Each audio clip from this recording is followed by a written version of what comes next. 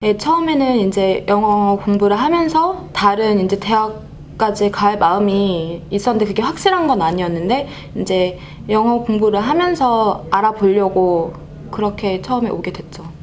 신방과였어요, 원래. 그러니까 간호랑은 정말 전혀 상관없는 그런 과였는데 전공이 아예 바뀐 거죠. 상상도 못할 만큼. 어떤 공부를 하려고 선택을 하기 전에 생각을 제일 먼저 했던 게 전문직을 이제 선택을 해야겠다라고 생각을 했었고, 전문 직종 중에서도 내가 진짜 뭔가 사람들한테 인정도 받을 수 있고, 그리고 뭐 페이 면에서나 아니면 사회적 지위 이런 걸로도 봤을 때도 이제 간호가 사람들이 추천을 많이 해주더라고요. 처음부터 유니로 바로 가기에는 제가 부담이 되게 컸었거든요. 유학원 상담도 많이 하고 하는 과정에서 이제 제가 가보진 않았지만 얘기 상담을 들으면서 내가 정말 아무런 지식이 없는 상황에서 특히 한국어로 공부를 해야 되는 게 아니라 영어로 수업을 해야 되는데 과연 따라갈 수 있을까.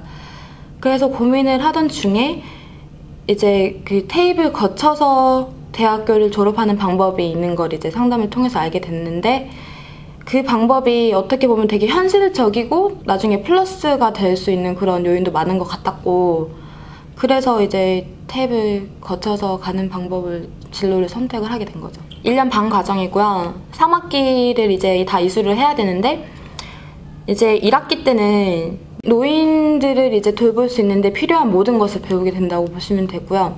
기본적으로 뭐 해부학이라든지 뭐 해부생리학 같은 경우는 숙제를 내줘요. 그 자기가 이제 그거 책을 보면서 이제 공부를 해야 되는 그런 식으로 이제 진행이 되는 거고, 그래서 1학기 때 이제 그 노인복지에 대한 어떤 이론을 다 이수하고 실습도 다 이수를 하게 되면 이제 진짜 실습을 가게 되는 거죠. 널싱홈 같은데. 그래서 실습을 가서 2주 동안 실습을 하는데, 거기서 이제 노인분들 샤워시키는 것부터 해서 거동 못 하시는 분들은 뭐 밥 먹는 것까지 저희가 다 그런 걸 간호사로서 다 해야 되는 부분이라서 1학기를 이수하게 되면 33가 나와요. 그게 뭐냐면 이제 실제 그 시설에 가서 일을 할 수 있는 그런 자격증이 나오는 거거든요. 2학기 때는 이제 어떻게 보면 약간 더 실질적인 이제 뭐 질병과 관련된 어떤 그런 간호를 배우게 되는 거죠. 그걸 크로닉이라고 하는데, 크로닉 같은 경우는 뭐 예를 들면 뭐 당뇨라든지 고혈압이라든지 뭐 등등 그런 쪽에 이제 어떤 장기적인 케어가 필요한 환자들의 상태에 대해서 배우고, 우리가 간호사로서 어떻게 해야 되고 그런 거 위주로 배우게 되고, 호주에서는 간호사가 약을 환자한테 직접 줘야 되기 때문에 그 오더에 따라서, 그래서 그 약들에 대해서 배우게 되는 거죠. 약이 뭐 어떤 약이 있고 이 약은 왜 어떻게 써야 되면 뭐 부작용은 뭐고 그런 이제 세부적인 거 배우고, 그리고 칼큘레이션 수업이 이제 또 따로 있어요. 그 칼큘레이션은 100%를 맞아야 통과가 되는 거거든요. 그러니까 뭐 오더가 얼마나 나왔는데 이 약은 얼마를 줘야 되고 그런 계산을 하는 그런 수업이 또 따로 있어요. 그래서 이제 실습 과목에서는 크로닉 질병 환자를 어떻게 뭐 케어하는지 그런 걸 이제 배우게 되는데, 실습은 이제 배운 이론을 실습에 가서 그걸 이제 직접 우리가 경험을 하게 되는 거죠.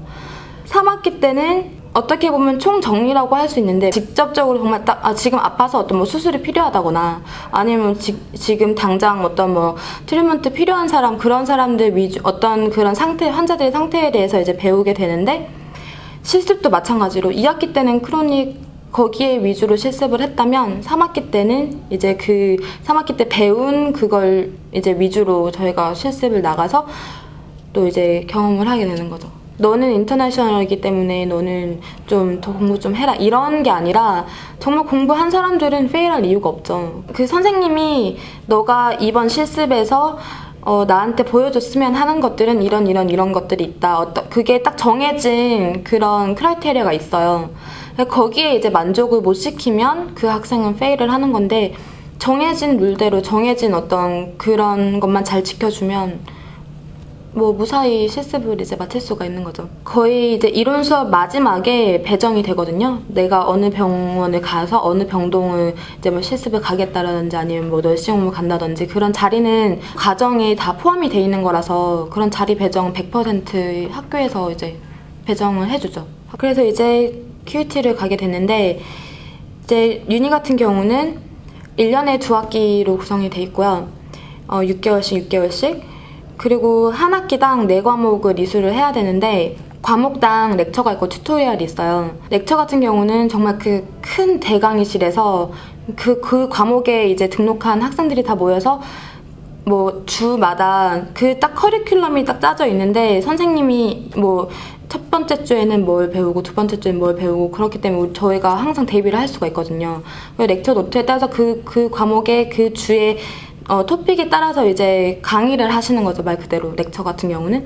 튜토리얼은 그 렉처에서 배운 그런 내용을 토대로 어떤 때는 뭐 시험을 쳐야 되는 경우도 있고 어떤 때는 거기서 그냥 뭐 토론하는 경우도 있고 소규모로 모여서 그 튜터랑 같이 이제 공부를 하는 거죠. 그 주에 배웠던 렉처에서 배웠던 내용을 토대로.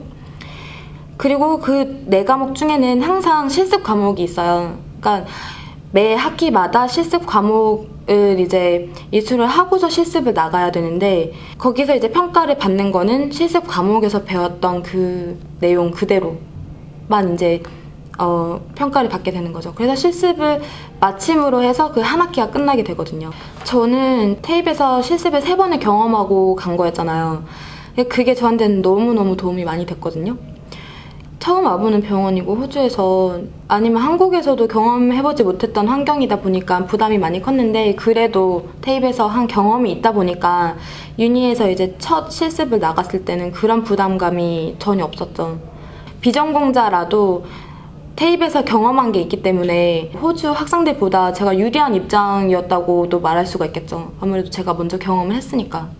지금 이제 다 끝났죠. 졸업식만 남았는데 지금 현재 일은 국립병원 중에 하나인 프린세스 알렉산드라 호스피털에서 일하고 있죠. 일하게 된 계기가 테이프 마지막 학기 때 이제 실습을 하는데 저희 선생님이 인터뷰 기회를 주신 거예요. 그 병동에서 인터뷰를 봤는데 잘 돼서 이제 EN으로 일을 이제 시작을 하게 된 거죠. 그리고 학교를 쭉 다니면서 이제 학생 비자라도 이제 일주일에 20시간씩 일할 수가 있으니까 일을 EN으로 계속 학교 다니면서 일을 하게 된 거죠. 저희 병동에서 정말 다행히도 잡 오퍼를 받아서 영구적인 풀타임 잡 오퍼를 받아서 8월 2일부터 이제 시작을 앞두고 있죠, 지금.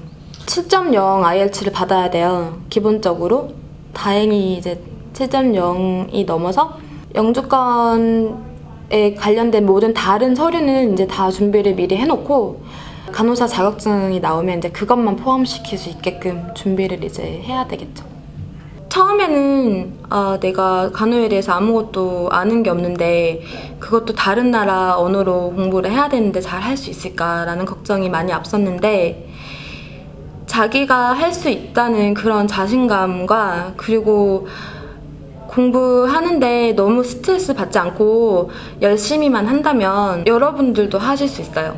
저도 했고 여러분들도 자신감을 가지고 꼭 도전하세요. 파이팅!